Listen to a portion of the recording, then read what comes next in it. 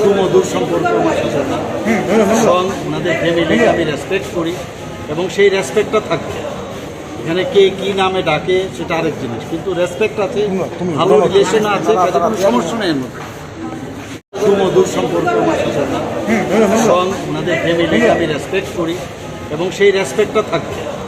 এখানে কে কী নামে ডাকে সেটা আরেক জিনিস, কিন্তু রেসপেক্ট আছে, ভালো রিলেশন আছে, কাজে কোনো সমস্যা নেই এর মধ্যে। সুমধুর সম্পর্ক আমার সাথে না, এবং ওনাদের ফ্যামিলিকে আমি রেসপেক্ট করি এবং সেই রেসপেক্টটা থাকবে। এখানে কে কী নামে ডাকে সেটা আরেক জিনিস, কিন্তু রেসপেক্ট আছে, ভালো রিলেশন আছে, কাজে কোনো সমস্যা নেই এর মধ্যে।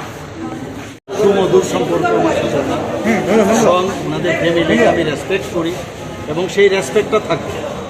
এখানে কে কী নামে ডাকে সেটা আরেক জিনিস, কিন্তু রেসপেক্ট আছে, ভালো রিলেশন আছে, কাজে কোনো সমস্যা নেই এর মধ্যে। পুলিশ রিমান্ডে কি বলবেন? প্রশাসনিক কর্মকর্তাদের উদ্দেশ্যে কি বলবেন? আমি তো পুরো বিষয় জানি না, যদি এরকম হয়ে থাকে তাহলে তো এটা আইনের পথে চলবে।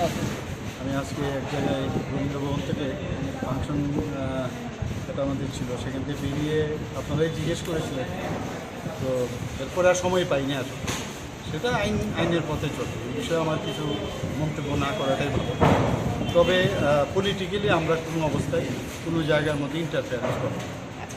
আরেকটা বিষয় হচ্ছে যে আপনি শরীলা মিনাজি বলেছেন যে প্রত্যুষ কৃষকরা বর্মাকে মহারাজ না বলতে, এই নিয়ে বিভিন্ন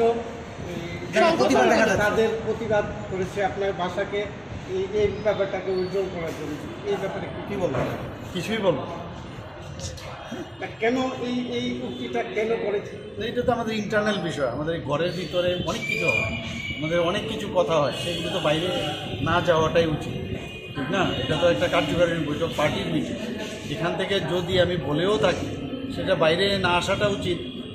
কাজে এই ধরনের উক্তি দিয়ে আবার একটা মানে জল ঘোলা করে কিছু একটা রাজনীতি করা আমার মনে হয় এটা ঠিক না। উনি বললেন যে আপনি একটা